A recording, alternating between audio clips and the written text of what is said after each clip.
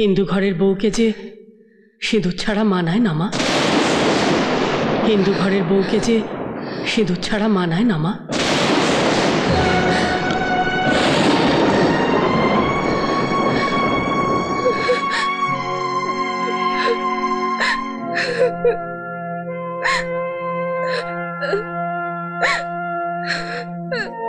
মাধুরী, তুমি ঘুমাওনি? সেদিন রাতের ঘটনার জন্য তুমি কি আজও আমায় ক্ষমা করতে পারোনি? কিন্তু মাধু, আমি তো তোমার ভালোই চেয়েছিলাম তোমার মুখে একটু হাসি ফোটাতে। কিন্তু এখানে আসার পর থেকে দেখছি যে যত দিন যাচ্ছে তুমি যেন কেমন একটা মন মরা হয়ে পড়ছো। ভালো করে খাচ্ছ না, কারোর সাথে কথা বলছো না, রাতে ঘুমোচ্ছ না। মাধু, এভাবে কি কখনো বাঁচা যায়? আমি তো বাঁচতে চাইনি, কিন্তু আমি যে তোমাকে মরতে দেব না মাধু, কিছুতেই না। তুমি যদি চাও তো আমি তোমাকে কালই সুন্দরপুরে তোমার বাবা মায়ের কাছে দিয়ে আসতে পারি। হ্যাঁ, এতে হয়তো আমার কষ্ট হবে ঠিকই,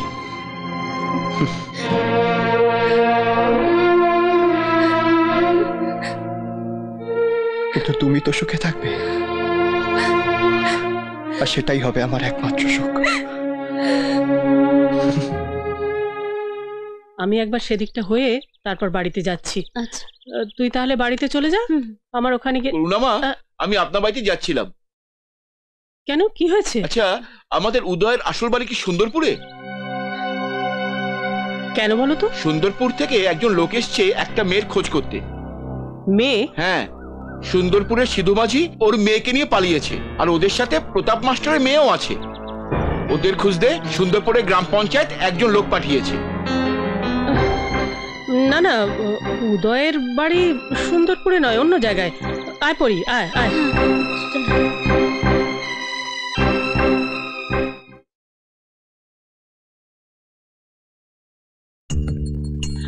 মাধুরী কোথায়? কেন, কি হয়েছে? ওরা ওকে খুঁজছে। কারা খুঁজছে? আপনার গ্রামের লোকেরা। ওরা এখানে মাধুরীকে খুঁজতে এসেছে।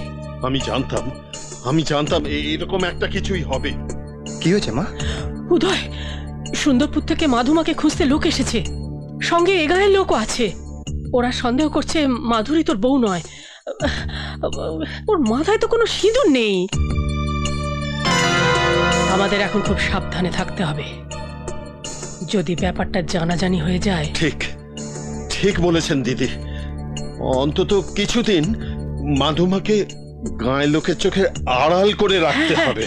ওরা আমাকে আর খুঁজে পাবে না, কারণ আজ থেকে আমি সুন্দরপুরের প্রতাপ মাস্টারের মেয়ে মাধুরী থাকবো না।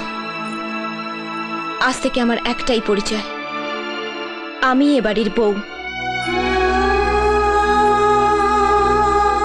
সেদিন গঙ্গাকে সাক্ষী রেখে আমার সিঁথিতে গঙ্গা মাটি দিয়ে তুমি আমাকে স্ত্রী হিসেবে বরণ করেছিলে। আজ সবার সামনে এই সিঁদুরটা আমাকে পরিয়ে দাও। যা উদয়, সিঁদুরটাকে পরিয়ে দে। হিন্দু ঘরের বউয়ের সিঁদুর ছাড়া কোনো স্বীকৃতি নেই। যা।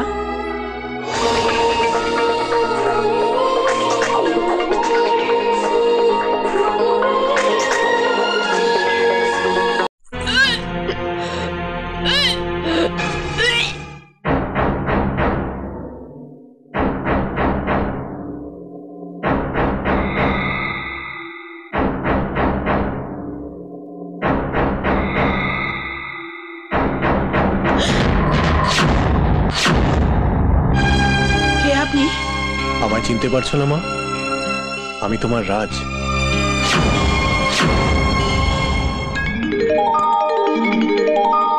রাজ, রাজ, রাজ তুই বেঁচে আছিস?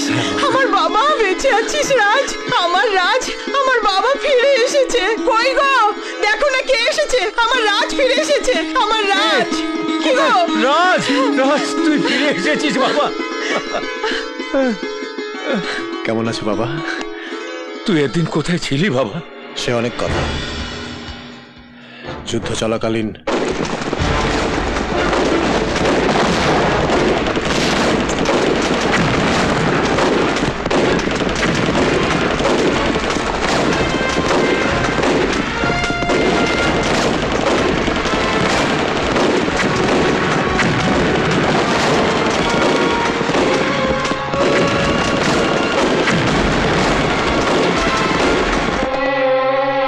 আমার গায়ে গুলি লাগে, আমি সাংঘাতিকভাবে জখম হয়ে জ্ঞান হারিয়ে ফেলি।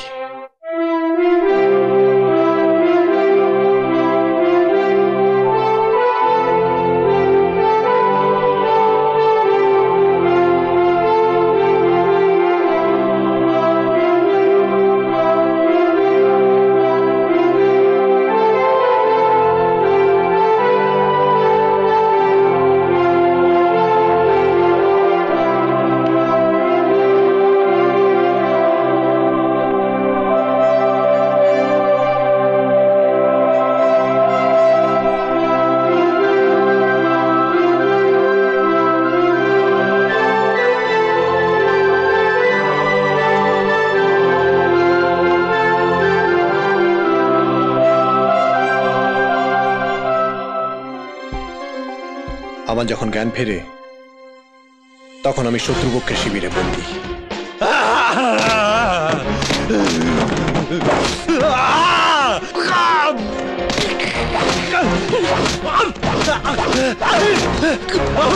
আমি চিৎকার দিয়ে ওদেরকে বলেছি, প্লিজ আমাকে মেরে ফেলো তোমরা, প্লিজ কিল মি, কিন্তু আমার ভারত মাতার গায়ে হাত তুলবে না। হয়তো তোমাদের আশীর্বাদ আর মাধুরীর ভালোবাসার জোরে আজ আমি বেঁচে ফিরে এসেছি। তারপর যুদ্ধ শেষ হয়ে যায়, ওরা আমাকে যুদ্ধবন্দী করে পাকিস্তানের জেলে পাঠিয়ে দেয়। তারপর আমাদের সরকার বহু চেষ্টায় বহু কষ্ট করে আমাকে ছাড়িয়ে নিয়ে আসে, আর আমি তোমাদের কাছে ফিরে আসি। ভগবানের ইচ্ছেতেই তুই ফিরে এসেছিস রে।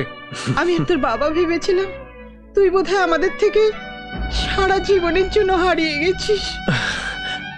আচ্ছা মা, তোমাদের সবাইকে তো দেখতে পাচ্ছি, কিন্তু মাধুরী কোথায়?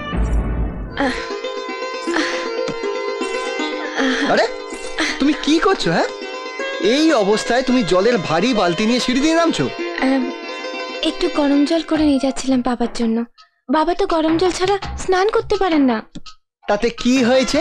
তা পরীকে তো তুমি বলতে পারতে। আর তোমাকে এই অবস্থায় মা এই ভারী কাজ করতে না করেছে না? আর সব থেকে বড় কথা, আমার এই সোনা মনিটার কষ্ট হবে তো। আর তুমি এই অবস্থায় নামছো। দাও বালতিটা আমায় দাও, দাও। চলো আস্তে আস্তে এসো, এসো। আমি বিশ্বাস করি না, ও হয়তো আমার উপর অভিমান করে বাপের বাড়ি থেকে বসে আছে, কিন্তু আমি ফিরে এসেছি শুনলে ও নিশ্চয়ই ফিরে আসবে। কি দরকার বাবা, ও যদি বাপের বাড়িতে শান্তিতে থাকে তাহলে ওর ফিরে আসার দরকারটা কি? থাকুক না, তুই বরং ওকে ভুলে যা। মা, এসব কি বলছো তুমি? ভুলে যাব? তুমি হয়তো জানো না মা, যুদ্ধ চলাকালীন আমি মাধুরীকে এক মুহূর্তের জন্য ভুলে থাকতে পারিনি। বন্দি অবস্থায় হাজার নির্যাতন সহ্য করেছি আমি। আর আজ যে বেঁচে ফিরে এসেছি আমি, সেটা শুধুমাত্র তোমাদের আশীর্বাদ আর মাধুরীর ভালোবাসার জোরে। আমার মনে হয় তুমি ফিরতে একটু দেরি করে ফেলেছো। আমি কোনো কথা শুনতে চাই না বাবা। আমি যখন ফিরে এসেছি, মাধুরীকে তার বাপের বাড়ি থেকে এখানে ফিরে আসতেই হবে। আমি কালই সুন্দরপুর যাব, আমি নিজে গিয়ে ওকে ফিরিয়ে নিয়ে আসবো। দেখো মাধু, আমাদের একটা মেয়ে হবে, পুতুল পুতুল দেখতে, ঠিক তোমার মতো। তোমার মাথা। আমাদের একটা ছেলে হবে, ঠিক তোমার মতো। আমার বাচ্চা, আর আমি বলতে পারবো না? আচ্ছা বাবা, আচ্ছা, তোমার মেয়েই হবে, কিন্তু মেয়ের কি নাম রাখবে ঠিক করেছো? কি নাম দেব?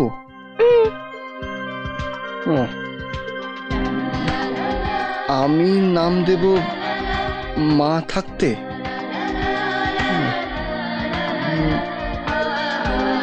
এই কি হলো?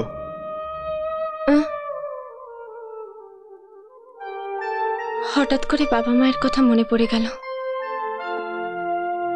আমাদের বাচ্চা হবে শুনলে বাবা মা যে কি খুশি হতো।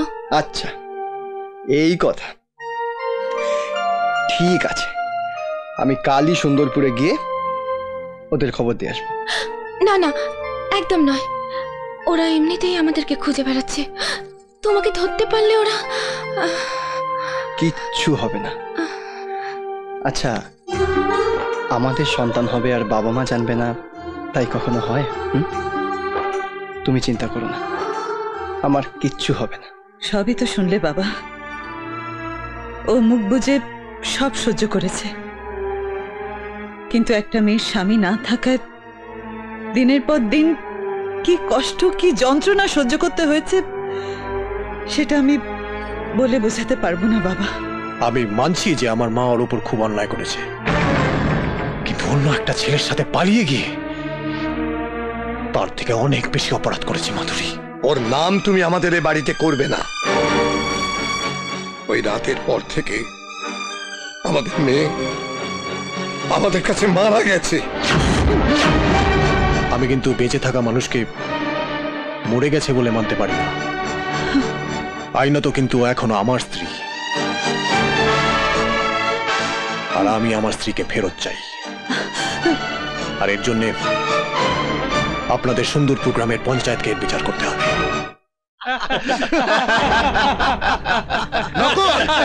ওই দেখ, সিঁদুর ছেলে উদয়। উদয়, দাঁড়া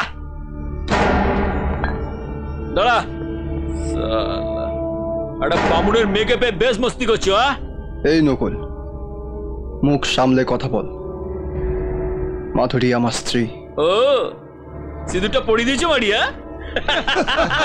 তা বলছিলাম, মালটাকে একা না খেয়ে আমাদের দিয়ে খাও। শালা হারামি অনেক দেখেছি, কিন্তু আজ বুঝলাম যে হারামির কোনো জাত হয় না।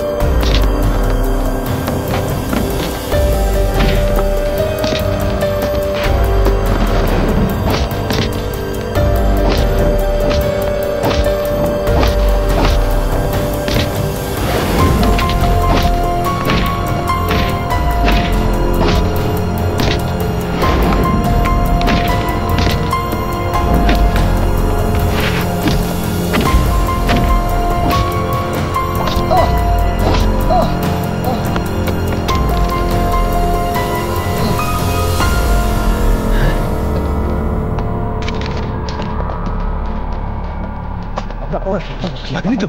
আপনি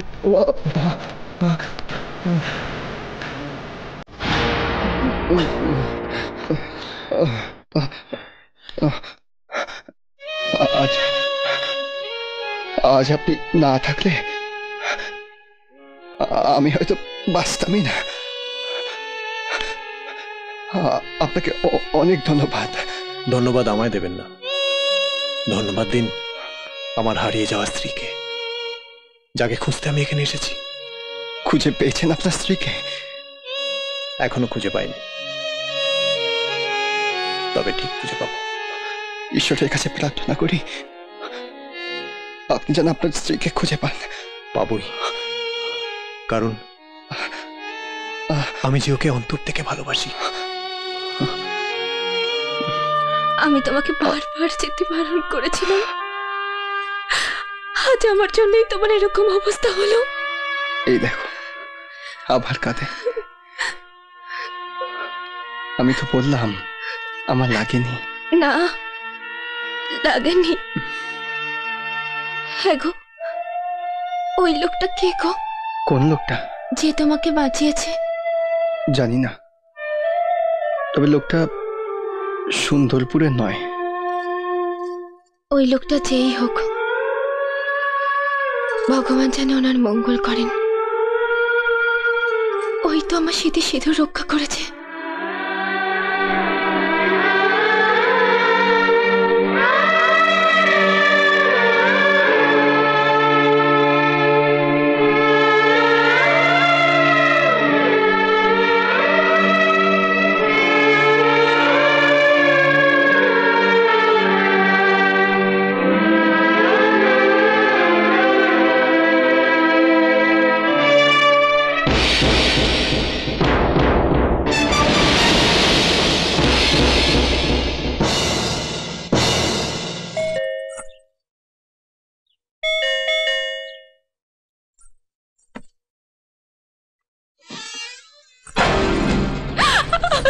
দেখলি তো মধুর গন্ধে মৌমাছি কিরম ঘরে ঢুকে বললো।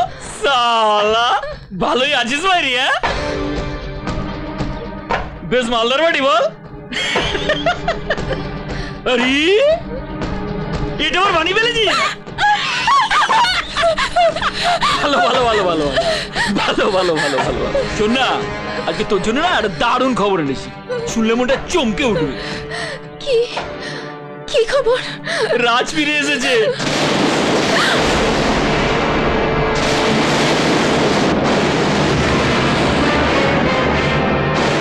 পঞ্চায়েতের কাছে তোকে ফেরত চেয়েছে। খুব শিগগির অবশ্য পঞ্চায়েত তোদের ডেকে পাঠাবে। তাহলে কি হলো, উদয়ের কাছ থেকে আবার রাজের কাছে ফিরে যেতে হবে।